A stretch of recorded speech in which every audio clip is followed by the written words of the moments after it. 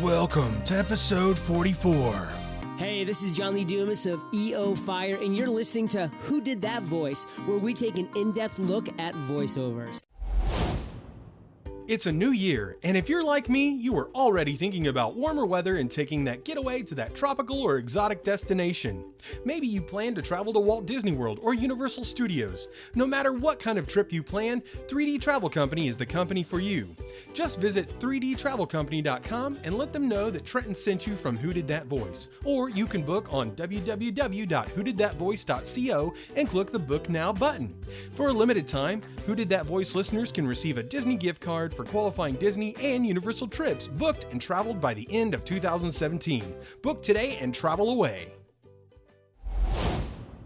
Welcome to Who Did That Voice, the show where we take an in-depth look at voiceover.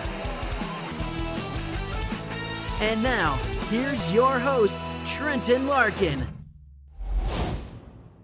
Hey everyone, and welcome back to the show. All February long of 2017, we will be covering the original Deke release Sailor Moon animated series from the 1990s, and today's special guest is Sailor Jupiter. You want trouble, pal? You're looking at it. My name is Trouble. I'm Sailor Jupiter.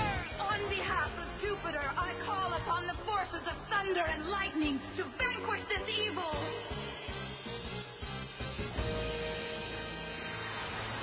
Supreme thunder!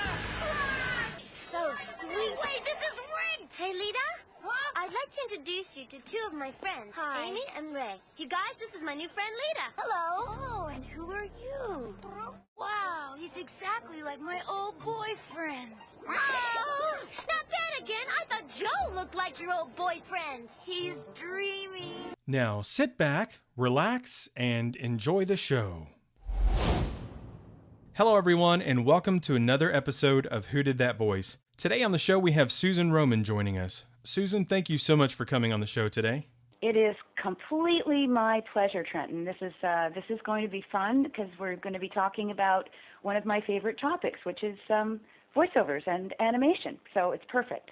Absolutely. And voiceover is such a broad term that people don't always realize. And that's part of the reason we created this show, or I created this show. And so I'm glad we're going to get to dive into that a little bit with you here today, Susan. And thank you so much for your valuable time. I really appreciate it. Oh, no, absolutely my pleasure. Well, Susan, the very first thing we always like to do is just to get a little brief story on who Susan Roman is. And just, tell people who my special guest is. Who was Susan Roman growing up into the woman that she became? And how did you get into the voiceover industry, Susan? Well, I started out, when I was growing up, I always wanted to be an actress. I mean, that was, from the time I can possibly remember. So when I finished high school, I went to theater school. So I have a theatrical background and theatrical training, which has really stood me in good stead, I would say. And I started doing a lot of programming. So I'm Canadian, so obviously a lot of the things that I would have done might not be known to people outside of the country. But I did a lot of, film and television. I actually, when I was in my late 20s, I had my own television series on CBC. Oh, wow. And, it was fun. That lasted about three or 4 years. And then one day, kind of around that time, my agent said to me, would you be interested in auditioning for an animated project that's on the go? And I said, oh, sure. That sounds great. So in I went, and I think it was for Nelvana, which was the major animation house in Canada at the time. And I went to the audition, and I got the part, and I went in and recorded. I don't remember what it was, actually. Maybe it was a strawberry shortcake. I don't remember. But after that, I started... I don't know if you can hear my dog drinking in the background. I actually could. I was like, what is that? Kind of sounds like a lapping sound. He's a big dog. He's a big black lab, and for some reason he's decided... And when he takes a drink, it's not just a couple of little gentle sips. Okay, that's good, He's Truman. a big Thank boy, you. needs a drink. Needs a big boy. Okay, that's it. Thank you. So after that, I started to do go in and read for a lot more animated projects, and started getting more and more projects under my belt, and then a couple of series, and really, really liked it because, and I was also doing radio and television voiceover and announcing as well, and so it's a lot more interesting to well, you kind of get to flex your muscles and use your training when you're doing animation, as opposed to presenting price points for chicken legs. You know what I'm saying? So chicken legs this week only 14 whatever is not as challenging or as fun as doing animation. And in those days, all of the animation, 100% of it that I was involved with was original animation. So we recorded before it was drawn, and it was drawn to our voices.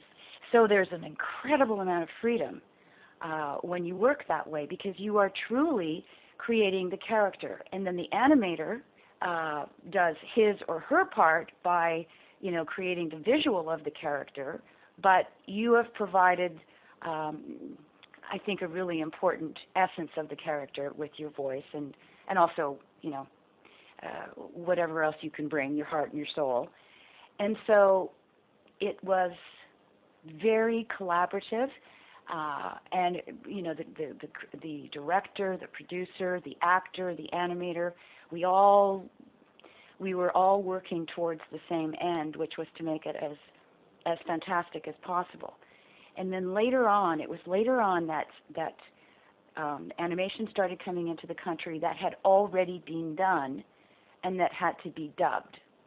And when you dub something, a project, you are completely hamstrung, because you have to keep the pace, the rhythm, the speed that has already been established.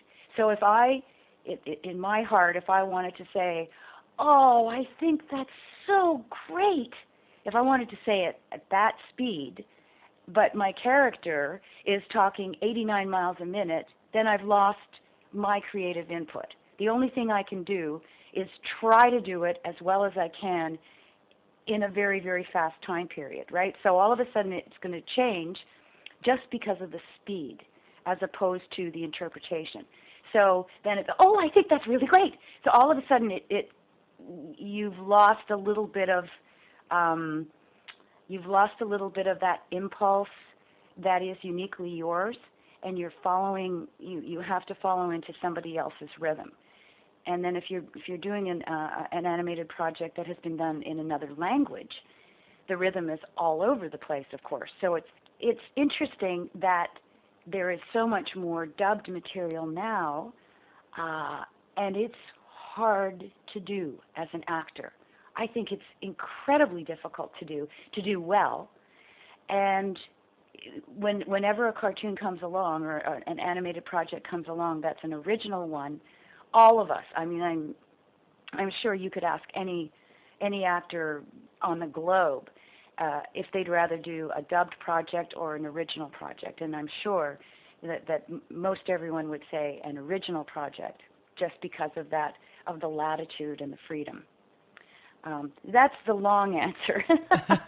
Well, that's wonderful. I really appreciate you going into depth, because, that's one of the things that I say will happen on my shows, that we'll take an in-depth look. So, divulging that kind of information is fantastic, and it's really cool to know that, when you're doing an animation project that's new, you're really building the framework for what the animators and people on the show will see, saying that you're able to more express yourself through the character, because you can take it at what speed you need, or make it how you feel it should come across according to how the director says it and how you are kind of feeling it, and versus Exactly. having to kind of speed through it, and be like, wow, that would have been so much nicer if we could have slowed that pacing down. But based on, something like an anime that you've worked on, just, you have to keep up with that faster pace, and then you're kind of feeling like you're conforming versus being able to be free as an actor. So exactly. No, you hit the nail right on the head. Pardon me, right on the head. That's exactly the situation that comes up. And so it's, as I said, it's deceptively difficult to do it well. Yeah. And you're always having to match the lip flaps.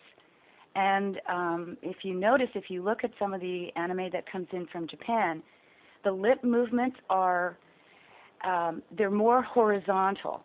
Our lip, in a North American animation, the lip movements will be rounder, probably because based on our language. If you looked at our lips when we're talking, I guess that those are the movements that we see when somebody is speaking English. So when somebody is speaking Japanese, the lip movements are not necessarily going to correlate to ours. And especially when we have things to say like, wow, or oh, no, and the lip movement is on a horizontal. So you're going, oh, no, which is a big round sound, and then you look up at the screen and the characters' lips are moving horizontally or sideways. So then, then you're kind of stuck. So the line is, oh, no, but it's not going to, the lip movement's not going to match at all.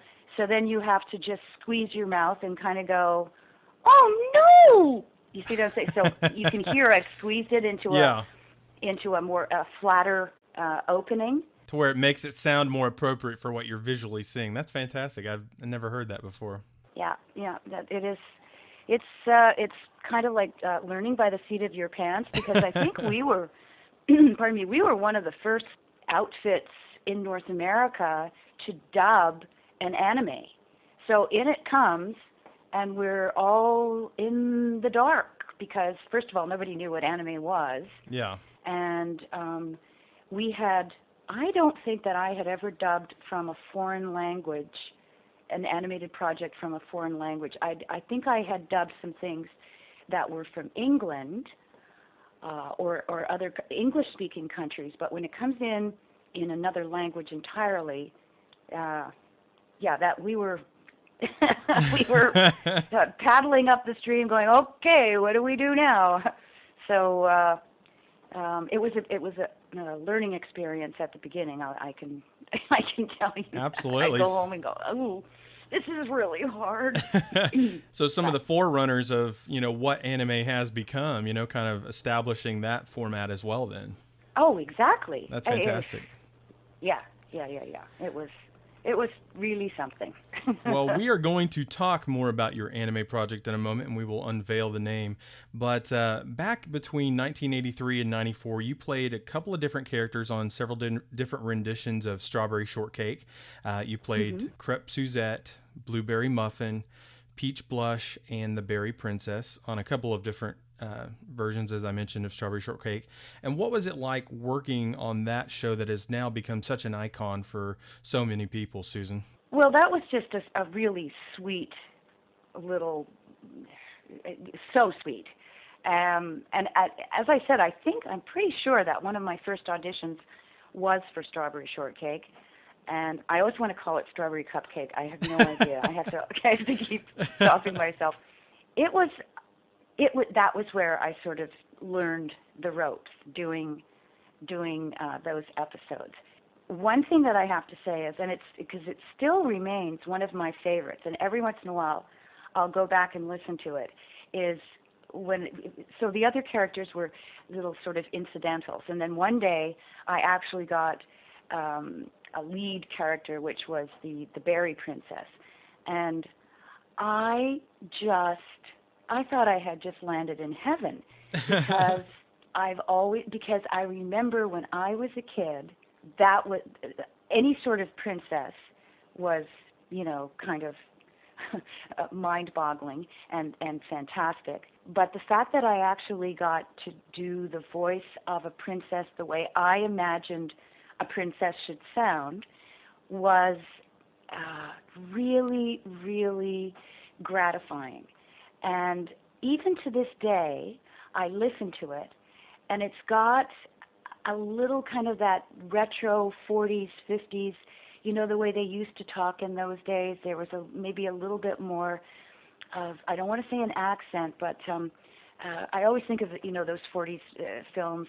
Oh, but darling, can't you stay for dinner? They've got that kind of weird R sound in there. Yeah. And if you listen to this, it sounds kind of like that. So I think that I was influenced by maybe, Hanna-Barbera, Walt Disney, or whatever was in my mind as a child. And then I got to actually recreate it as an adult. And I listen back to it and I say to myself, it's really, really old-fashioned, and I love it. And you did a good job, kid. That's awesome. And as I say, that this was like a million years ago. Well, it was the elegance of those eras that was coming through in your character. Oh, well, thank you. Yeah, I'll take that. Well, because those older eras, the 1920s, 30s, and 40s, there was just an elegance, and kind of what you were saying of bringing those aspects from your childhood into that princess. It really was a form of elegance, not an accent like you said, but just that, hello, darling, welcome to the party, Yeah, exactly. So fantastic. That's really special to hear. And what was it like getting to work with Russi Taylor on that show? We didn't, again, in very often we ended up working by ourselves, singly. Okay. So I rarely worked with her. No, I can't even remember. Yeah, it's mostly, especially because I used to do incidentals. I would go in on Strawberry Shortcake. This is before I ever had a series. I would just go in. I would do my little part, and it would take 15 or 20 minutes, and then I would go home. So it was that sort of thing. I understand, so totally. Not a lot of contact there. Okay. Well, and for people who wonder who Russi Taylor is, she did play Strawberry Shortcake on the show, but you would better know her now today as Minnie Mouse. So, and and she did it brilliantly too. It was just delightful. Yeah. I mean, those shows were pretty iconic. I grew up with those just because back in the day, there weren't thousands of cartoons like there are nowadays. There were only so many on, and they didn't run necessarily forever, so new shows would come when those would stop because they didn't necessarily run as long as shows do now either. Right. And I remember growing up with Strawberry Shortcake and a lot of different shows from my childhood that were just very iconic because that's what every kid watched because there were just a limited number of shows back then compared to now. Exactly. Amazing for its time for sure, and it still holds its value all these years later because they, boys and girls today still love Strawberry Shortcake and her friends. Oh, listen, absolutely, and I mean, again, part of that era, or maybe you were too old at this point. It was the Care Bear series as well. I was still a kid. I was born in '85, so. Oh, okay, perfect. So did you watch the Care Bears as well? I loved Care Bears with a passion. Good. That's what I like to hear. Now that's Nelvana again, the same company that did Strawberry Shortcake. Okay. And I guess this was a couple of years later. And after my little foray into learning the art of animation through Strawberry Shortcake, I did get a continuing role. I played Champ Bear on Care Bears. So that went on for 2 or 3 years, I think. I'm not quite sure. I don't quite remember. But that was one of the very first times, if not the first time, that I was cast as a male character. Because up until then, I was out, princesses and little girls and little girls. I certainly didn't, play any moms or anything in those days. Yeah. There weren't a lot of mom parts. And they said, would you like to try the little boy? And I said, because you have a little, rasp in your voice, and maybe we can, work on it and get it to sound authentic. And I said, yes, sure, I'd love to give it a try. And there was a wonderful, wonderful director there, and I cannot remember his name to save my life. He was just there for a little while, and then he was American, and then he went back to the States. And he said to me, and I'll never forget this, it was the best advice anybody ever gave me in my life, bar none. There I am trying to get this little boy thing happening. And he said, when you think of of performing as a little boy, it's not so much the sound of your voice. You've already got that little raspy thing in your voice. You've already got that. Don't even worry about that. What it is the attitude. So if you listen, and I want you to go home when you're, finished here, go to a school ground, listen to little boys talk and listen to little girls talk, and you'll hear that it's an energy punch that comes forward with a little boy, and it's kind of the opposite with a little girl. And I said, you mean like an exhalation and an inhalation? And he said, yeah, let's think of it that way. So he said, now try that line again and think of it as if you're punching the line out at me. And I said, okay. And the line that I always use as my little boy reference is, oh boy, I did it, I got a home run. So what I did there was, all I did was I punched my energy out. So then if I were playing a little girl, I would pull my energy in, and I would keep it a little bit, it's still there, but it would be a little bit more contained. So, and my little girls will, But I think that it would be a really good, can you hear what, I'm just inhaling it all. I'm pulling it back, and you hear little girls, that it's almost as if they're out of breath, right? There's this little thing going on. Whereas a boy, the breath, it's at the front, and that's how, so it's more of a push and a pull. That's fantastic. So he was amazing, and it just literally changed my life. And then after that, I ended up doing, I think, probably more little boys than I did little girls. Well, that's awesome that you were able to play Champ, because I absolutely like that. Beyond most shows from when I was really a young kid, that was probably my number one show. Like, I loved when the Care Bears went to they did the Alice in Wonderland, and there was a whole bunch of different ones, and I just absolutely love Care Bears. Like, I'm crazy about Care Bears. But anyway. Oh, that's so good to hear that. You have no idea. That's wonderful. Well, Susan, now that we've talked about Care Bears, there's another special show that I grew up loving. It was my first anime, Sailor Moon. And what role did you play on that amazing show? That character was Sailor Jupiter. Sailor Jupiter, yes, Lita, one of my favorite characters ever. Now, the thing that I have to mention, too, is that this was not an original project, and so it was dubbing was involved. And so, again, we had to fly by the seat of our pants and just hope for the best. And one of the things that happened that we only realized later is that not only do most of us look appearance-wise, except for Serena, Sailor Moon, that doesn't it doesn't relate to that character with the actresses who played her. But for the Sailor Scouts, the inner senshi, everybody looked sort of like the character they were playing. And everybody sort of was like the character that they were playing. It was very interesting.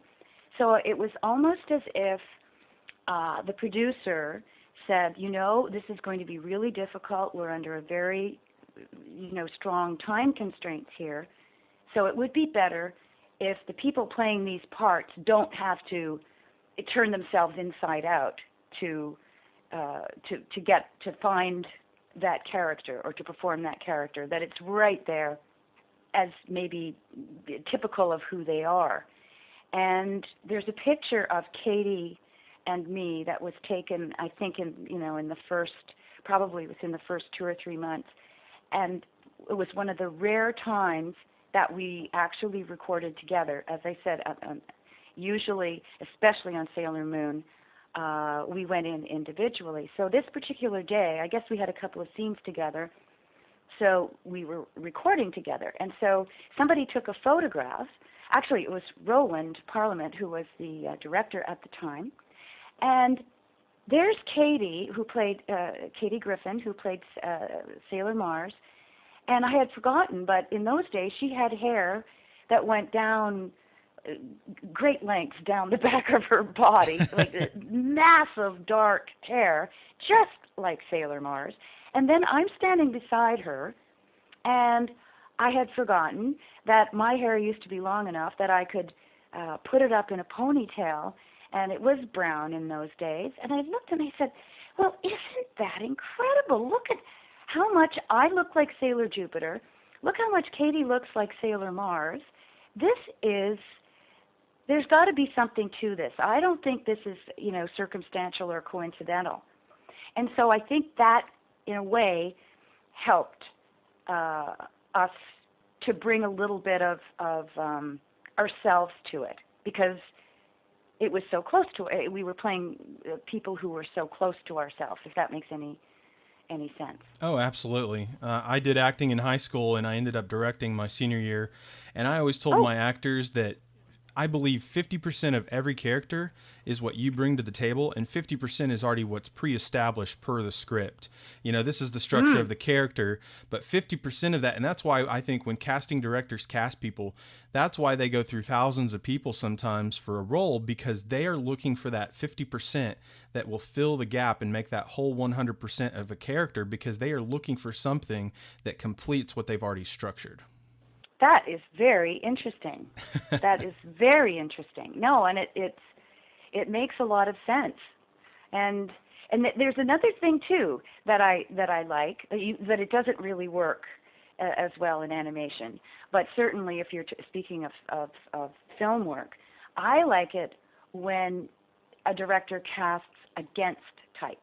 Okay. So I was just, and it's so stupid of me, I've forgotten the name of the movie, but it was a million years ago. And Mary Tyler Moore, was America's sweetheart. Yeah. The sweetest, kindest. That was her image. That was her brand. And this director chose to cast her in this role of a very cold and isolated and strict, overbearing woman.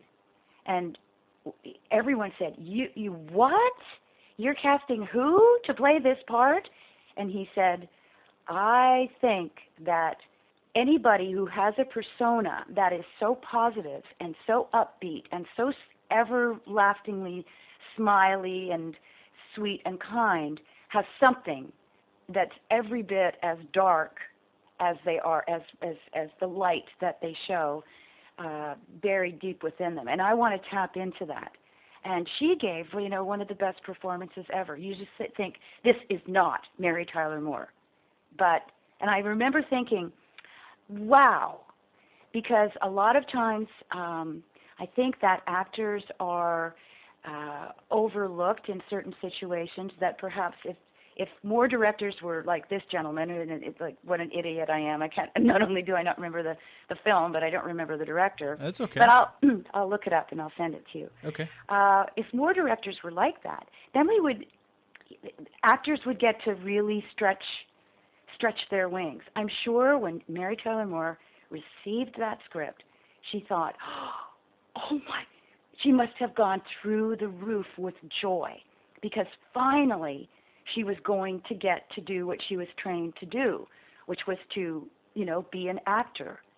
And when she was cast in it and they offered it to her, she must have been just absolutely over the moon and scared, because it was such a departure.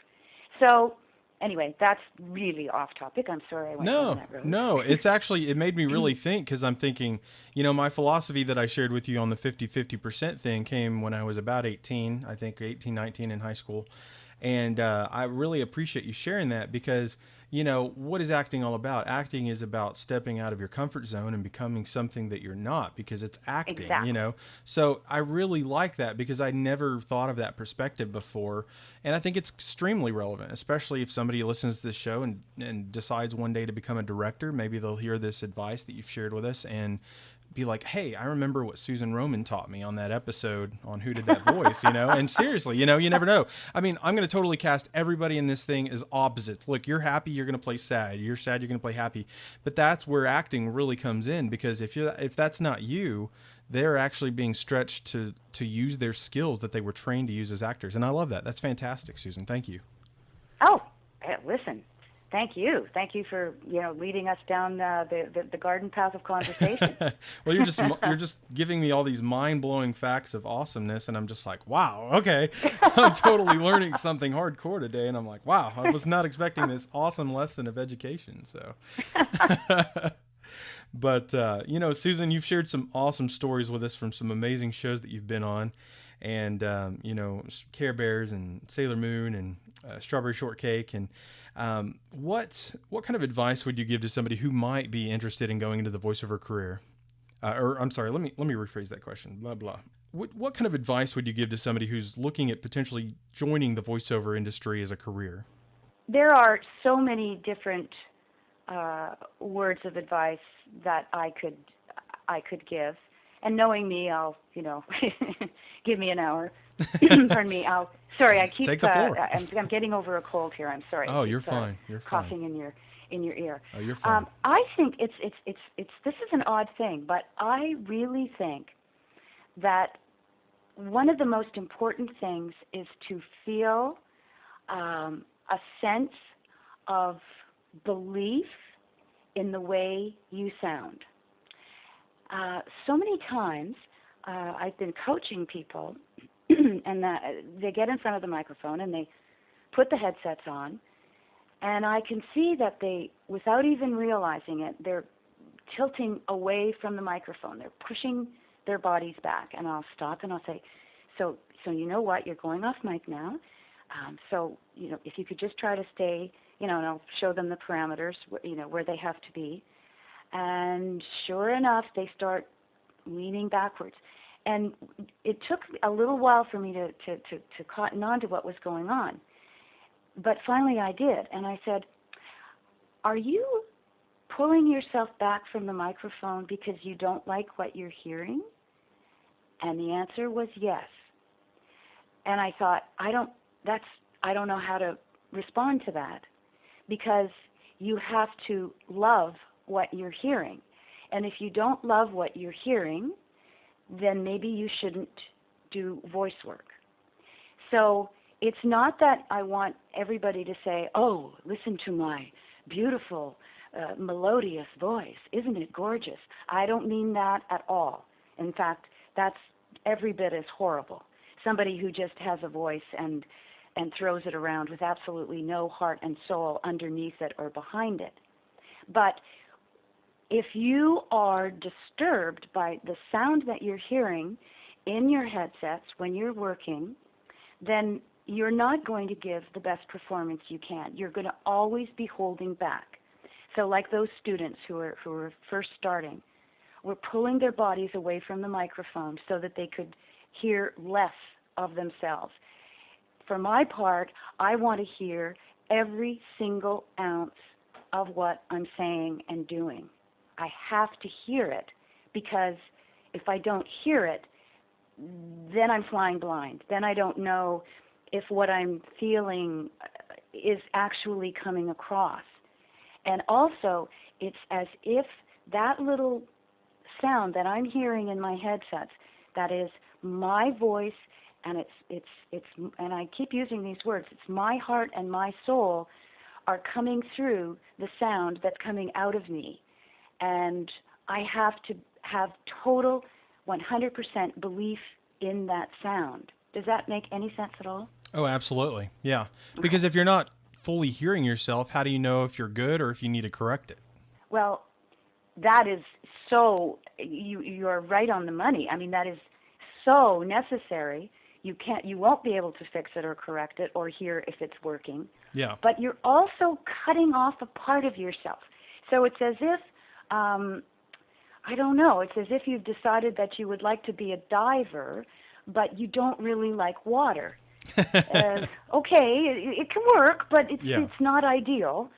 So that's what I'm saying about the intimacy of that's what it is. It's this sense of intimacy when you are standing in front of a microphone and you're performing or you're reading or whatever it is that you're doing.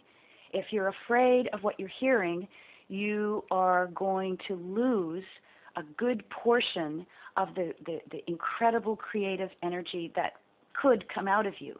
Whereas if you're really into it and you're really connected to it, the most amazing things will happen.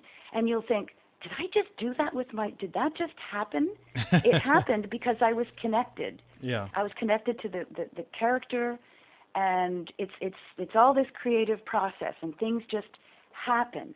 But they're not going to happen if you're tight and holding back, right? Absolutely. So the other thing, too, is practice, just read.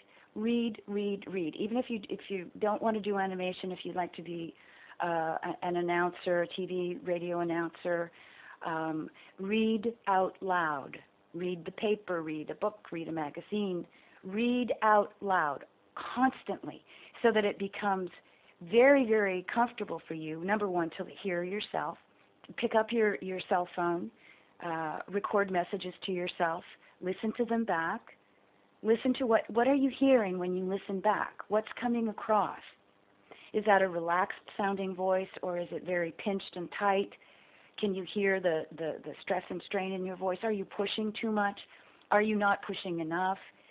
And so it's all a part of a process where you're trying to become more familiar with who you are as an actor and who you are as a human being, because you've got this voice that you have nothing to do with it. It's inherited.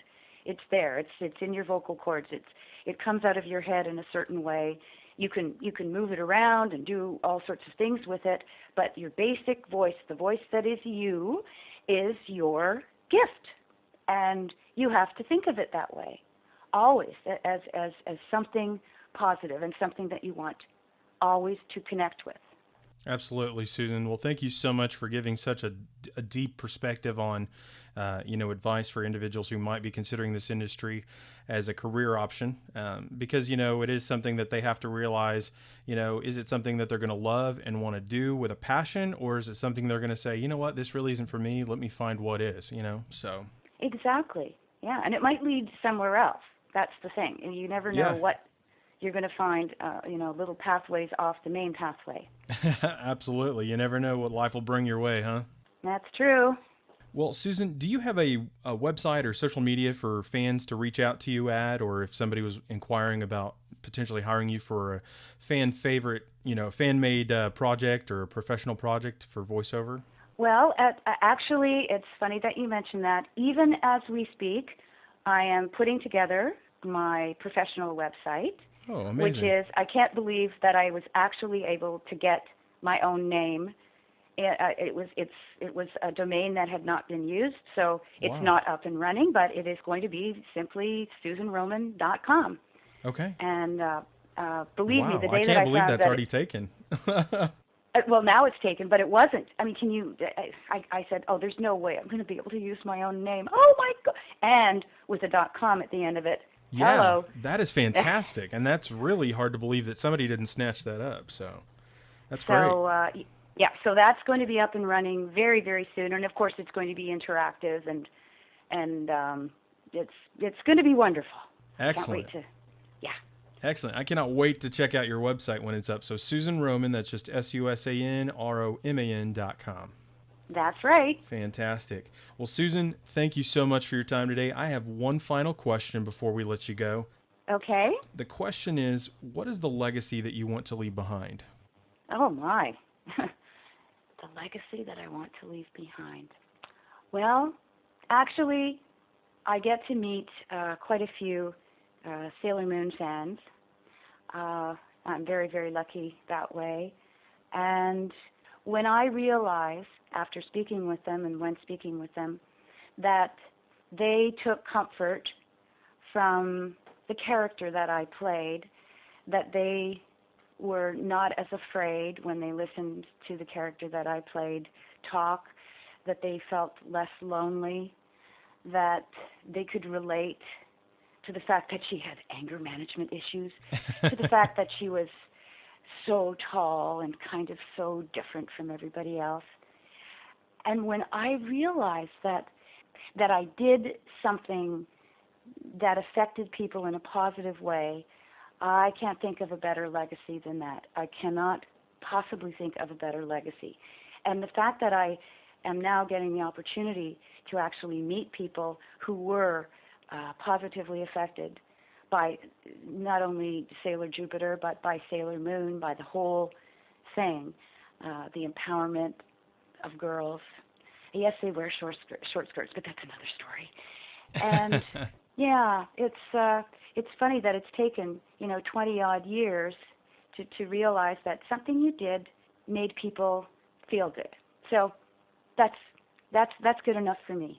Absolutely. And I think that's a fantastic legacy. And, the impact you've had on people has definitely had a long lasting effect. And I think it will be something that will go, years into the future and will still affect people probably 100 years from now, so. Oh, well, you're a sweetheart. That's very nice to say. That would be a nice thought. Well, you're very welcome, Susan. And thank you so much for giving us some of your valuable time to be on the show today. Listen, this has absolutely been terrific. You've asked wonderful questions, and you are a very, very good listener. I like it. No, well, that's a rare thing nowadays. So, thank you for that. Oh, you're very welcome. Well, Susan, thank you so very much for your precious time today. It has been an absolute honor and pleasure having you on the show. Would you please just give us a closeout today as Sailor Jupiter? Sailor Jupiter! Well, I think this has been a terrific time. This is an incredible show. Who did that voice? Who did that voice? What a great idea. Trenton, I gotta say, you kind of remind me of my old boyfriend. But anyway, I digress. I gotta go. I gotta bake some cookies. I gotta kick some butt. Thanks a lot, Trenton. Hey everyone, I hope you enjoyed today's episode with Susan Roman, the voice of Sailor Jupiter. And if you did, please stop on by my Contact Me page at www.whodidthatvoice.co.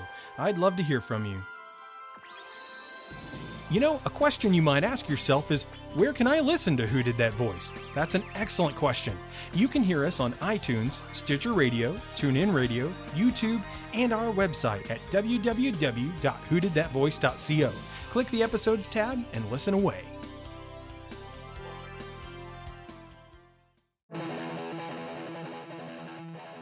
Well, everyone, that's all the time we have for this episode. Join us this Tuesday for our next special guest, Ron Rubin, the voice of Artemis from Sailor Moon. You won't want to miss this episode. Hey, do you ask yourself who did that voice? Well, if you do, go to our website, www.whodidthatvoice.co, and click on the Episodes tab. Choose an actor, pick their name, and see pictures from the different characters they voiced in their career. Thank you for joining us today. We'll see you next time for more discoveries on Who Did That Voice.